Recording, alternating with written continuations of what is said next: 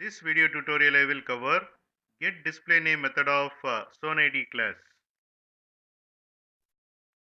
Here I have defined the class ZoneId demo. I am running this program in debug mode. Here I have created ZoneId object. Then I am calling getDisplayName method of ZoneId object and passing text style as full and locale as US. This method returns text value of the zone.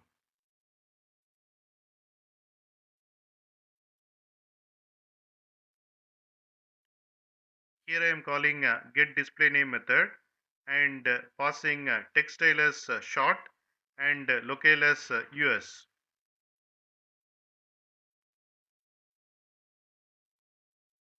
Here I am calling getDisplayName method and passing text style as narrow and locale as US.